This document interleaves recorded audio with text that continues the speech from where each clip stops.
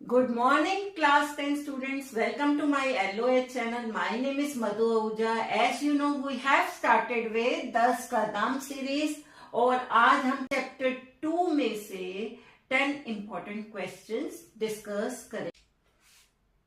Let's start with question number 1.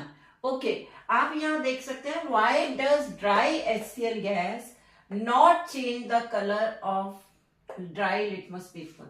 बेटे पहले तो आपको पता होना चाहिए कि कोई भी एसिड बेस ड्राई नहीं होता है अनटिल एंड अनलेस ये गैसियस स्टेट में हो, तभी हो सकता है. अदरवाइज सभी एक्वस होते हैं. यू नो कंसंट्रेटेड में क्या है, 90% एसिड होता है, 10% वाटर होता है. डाइल्यूट में उल्टा होता है, 10% एसिड होता है और 90% वाटर होता है. ओके, तो दोनों ही केस में वाटर तो होता ही है in liquid condition. So aqueous मतलब वाटर इज देयर, बट आपको कंप्लीटली ड्राई मिलेगा जब वो गैसियस स्टेट में होगा. अब यहाँ पे बताया गया कि ड्राई स्टेट में वो लिटमस पेपर के साथ, you know this is HCl is acid, ठीक है. तो ये लिटमस पेपर के साथ कलर क्यों नहीं चेंज करता, कल भी हमने ये इसी तरह का एक क्वेश्चन डिस्कस किया था और मैंने आपको पेज नंबर भी दिखाया था. देयर इज वन एक्टिविटी, आप सामने पेज में देख सकते हो, जिसमें क्या मिक्स किया गया है, sodium chloride and sulphuric acid. Equation नहीं लिखी हुई, आप लिख लीजिए. क्या बनेगा, sodium sulphate and hydrochloric acid जो बनेगा that will be in gaseous state. This is important. Okay, तो यहाँ पे गैसियस स्टेट होने का मतलब क्या है कि पानी नहीं है इसमें, वाटर नहीं है. तो ऑलवेज रिमेंबर एसिड जो है अपनी acidic property means release of hydrogen ion. Hydrogen ion का रिलीज ही एसिडिक प्रॉपर्टी है ना. तो अब hydrogen ion always release in the presence of water in the form of hydronium ion. H और H2O मिलके H3O की आयन की form में रिलीज होते हैं hydrogen. Hydrogen ion H plus हम कहते हैं ना, acid releases H plus, but actually H plus नहीं, H3O प्लस रिलीज होता है. या दिस इज वेरी इंपॉर्टेंट, ठीक है. और यहाँ पे मैंने देखो दिखाया हुआ है H प्लस और वाटर मिलके H3O प्लस बन गया, we call it hydronium ion. And HCl जब वाटर के साथ रिएक्शन करेगा यानी H से तो निकला H प्लस आयन और वाटर से उसके बाद ये जुड़ के क्या बन गया H3O और बाकी क्या बच गया, Cl अलग बच गया. Got it. So I have written here because HCl gas does not release H plus ions. क्यों नहीं, क्योंकि H प्लस आयन्स निकलते ही नहीं है. H plus ions are always produced in the presence of water in the form of hydronium ion. Got it? Okay. Now come to question number 2. How is the concentration of hydronium ion affected when a solution of an acid is diluted? देखो always remember, यहाँ पे ये पूछा गया है कि एक solution है जिसमें एसिड है, उसमें अगर हम और पानी डाल देंगे मतलब डाइल्यूट कर देंगे तो उसमें हाइड्रोनियम आयन की कंसंट्रेशन में क्या फर्क पड़ेगा, यानी उसकी एसिडिक प्रॉपर्टी में क्या फर्क पड़ेगा. देखो बेटा ऑलवेज रिमेंबर हाइड्रोजन आयन या हाइड्रोनियम आयन हमेशा पर यूनिट वॉल्यूम कैलकुलेट किया जाता है. मान लीजिए पहले हम कहते हैं 50 हाइड्रोजन आयन से इन the presence of you can से 10 ml.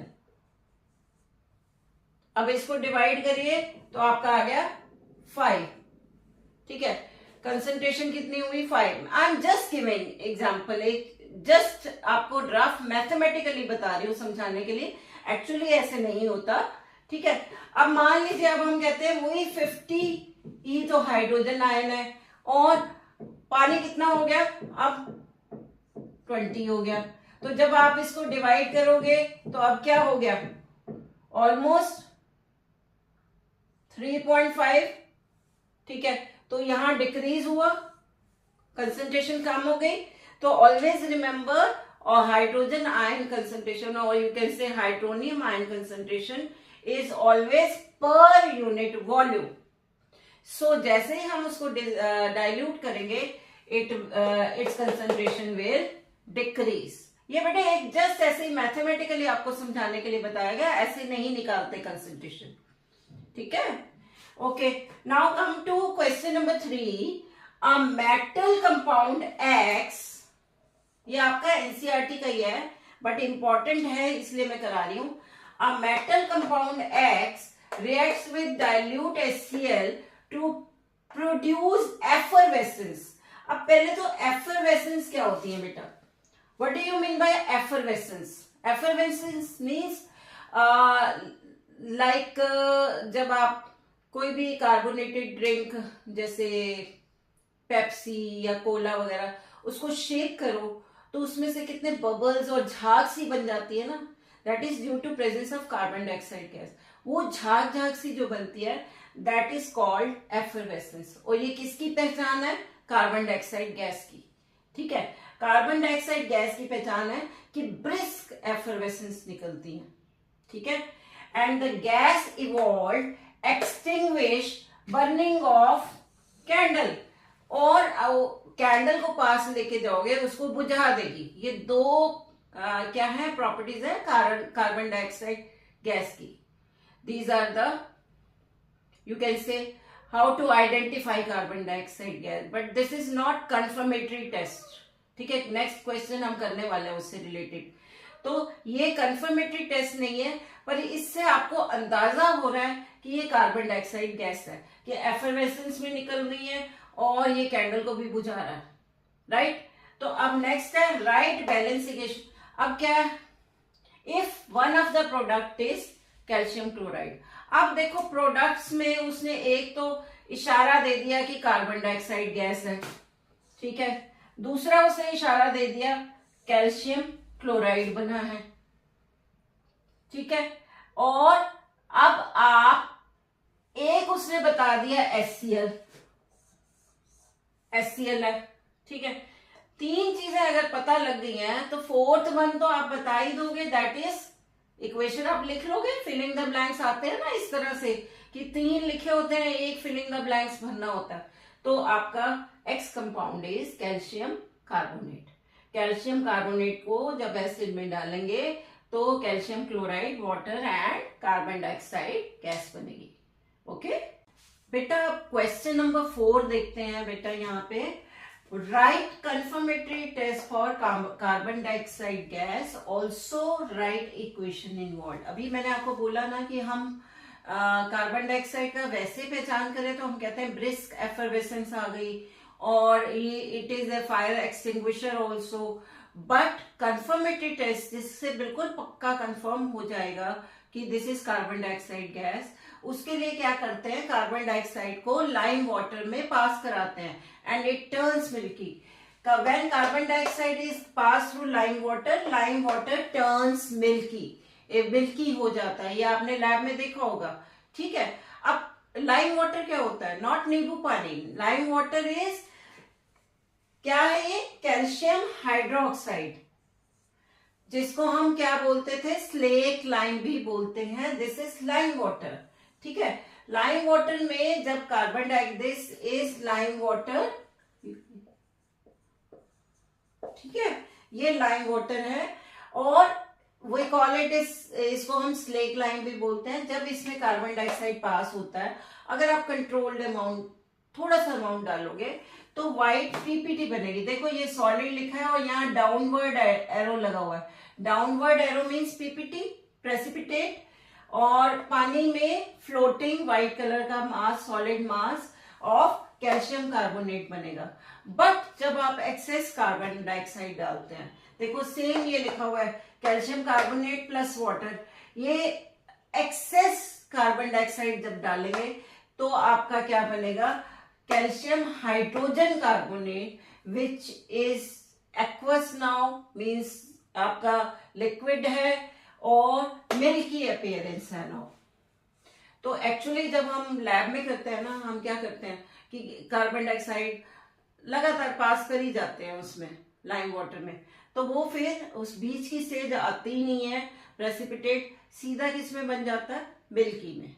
Okay okay, now come to question number 5 now. Why does an aqueous solution of an acid conduct electricity? ठीक है, पहले तो मुझे बताइए इलेक्ट्रिसिटी कौन से तरह के सॉल्यूशंस कंडक्ट करते हैं जिनमें आयंस हो। Ions, if ions are present तो electricity is nothing but movement of ions, charges. Okay, तो अगर आयंस प्रेजेंट है तो इलेक्ट्रिसिटी कंडक्ट होएगी। एंड यू नो एसिड जो है in the presence of water hydronium ion की फॉर्म में आयंस रिलीज करता है, हाइड्रोजन आयन नहीं, हाइड्रोनियम आयन रिलीज करता है। तो ions are present, that is why it conduct electricity. आप देख सकते हैं acid is an aqueous solution releases hydrogen ion in the form of hydronium ion, मतलब वाटर के साथ मिलके हाइड्रोनियम आयन निकालता है। And due to the presence of ions, क्योंकि इसमें आयंस प्रेजेंट हैं इसलिए it is good conductor of electricity. Okay, अब बेटा क्वेश्चन नंबर 4 देखते हैं। Name the acid present in the following sources. Tomato oxalic acid, tamarind means इमली, इमली में कौन सा होता है, tartaric acid. And nettle sting, nettle sting में कल हमने पढ़ा था in ant sting methanoic acid होता है। और नीटल क्या है, nettle is a name of the plant जिसकी लीफ जो है अगर गलती से उसके कांटे चुभ जाए आपको तो आपको अगेन वैसे ही पेन होती है, इचिंग होती है जिस तरह से एंट स्टिंग में होती है। ठीक है, because it releases methanoic acid. And you no जहां नेचुरल तरीके से नीटल प्लांट उगा होता है वहां पे उसी के पास गॉड ने डॉग प्लांट भी रखा हुआ है, DOCK। And this is basic in nature. ठीक है, कि आपको अगर मान लो ये चुभ गया है और आपको स्टिंग हो गया, लग गया है और आपको दर्द हो रही है, उसी समय पास में ही आपको आसपास डॉग प्लांट मिल जाएगा जिसको आप रब करोगे और न्यूट्रलाइजेशन रिएक्शन होगी और आपको रिलीफ मिलेगा। ठीक है, this is in your book also, आपकी एनसीईआरटी में दिया हुआ है।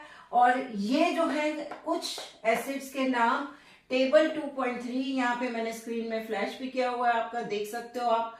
उसमें आपको ये सारे ही लर्न करने हैं। मैंने 3 एग्जांपल्स दिए हैं, आपको सारे लर्न करने हैं कि किस में कौन सा एसिड होता है। Okay, now come to MCQ question number 7। You have 4 solutions ABC, 4 तरह के सॉल्यूशंस हैं ABCD जिनका pH क्या है, 5, 1, 3, 10। A का 5, B का 1, C का 3 एंड D का 10। अब आपको इनको increasing order of hydrogen ion concentration के इंक्रीजिंग ऑर्डर में लगाना है। देखो हाइड्रोजन आयन के इंक्रीजिंग ऑर्डर मींस मुझे पहले तो बताइए, you know pH is we start from 0 to 14 and centre 7 is neutral. ठीक है, बाकी इस तरह के बीच में ये होंगे एसिडिक और ये होंगे बेसिक।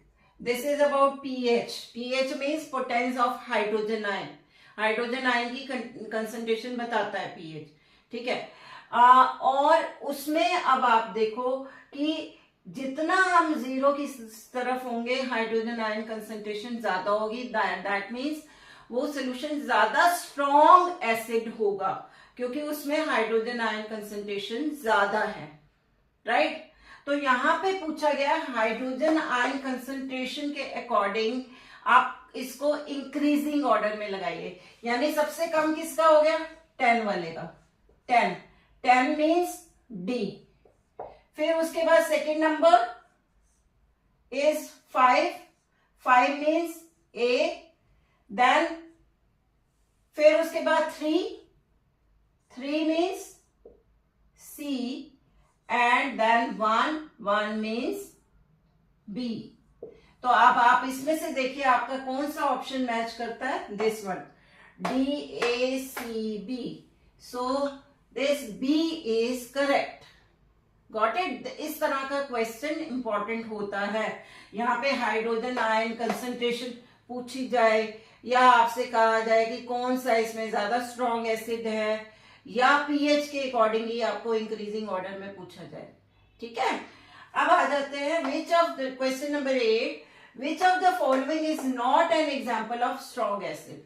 अब देखो पहले आपको जो आपके 10th के हिसाब से आपको आने चाहिए स्ट्रॉन्ग एसिड कौन कौन से हैं, ये 3 हैं, आपको याद होने चाहिए, HCl, H2SO4, HNO3।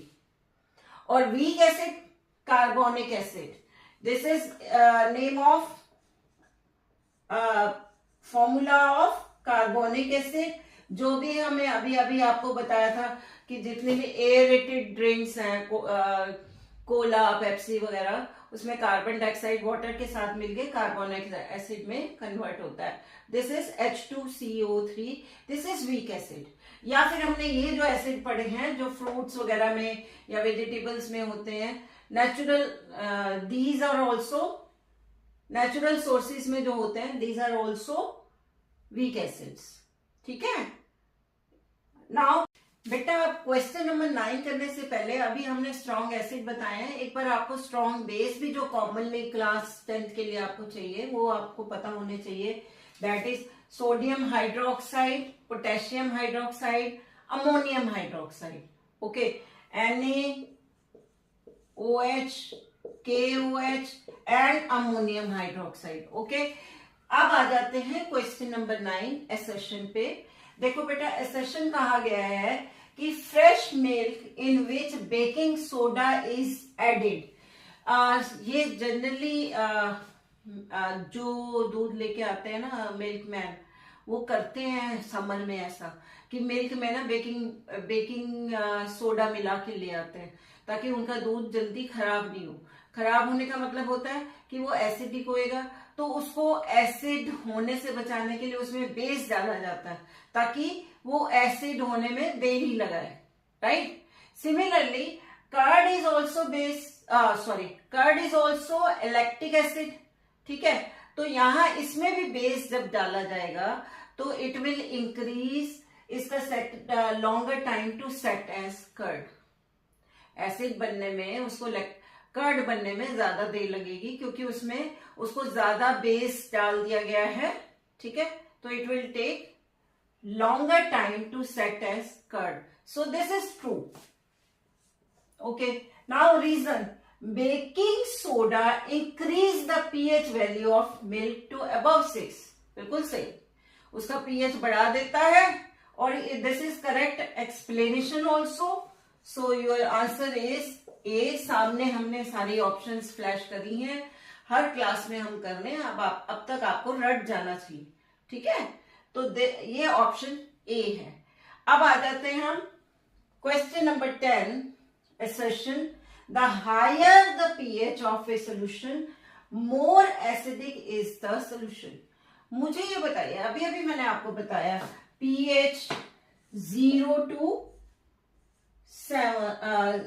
to 14, इसमें 7 न्यूट्रल है, तो जैसे जैसे बढ़ता जाएगा ये बेस है और इस तरह वाला एसिड है, तो higher the pH of the solution more it is acidic और बेसिक। ये एसिडिक होना चाहिए या बेसिक होना चाहिए? बेसिक होना चाहिए। So this is false. अगर यहाँ बेसिक लिखा होता तो ये करेक्ट होता आपका। ठीक है, अब आ जाइए, all acid solutions have pH less than 7। ठीक है, ऑल एसिड बिल्कुल सही है, रीजन तो सही ही लिखा हुआ है, दिस इज ट्रू। अब आपकी ऑप्शन क्या आ जाएगी? ये फॉल्स है, तो योर आंसर इज डी। इसके साथ ही बेटा हमने फिनिश कर लिया। आई होप ये क्वेश्चन आंसर्स आपके लिए काफी यूजफुल रहे होंगे। If you like my video then please like, share and subscribe. Bye.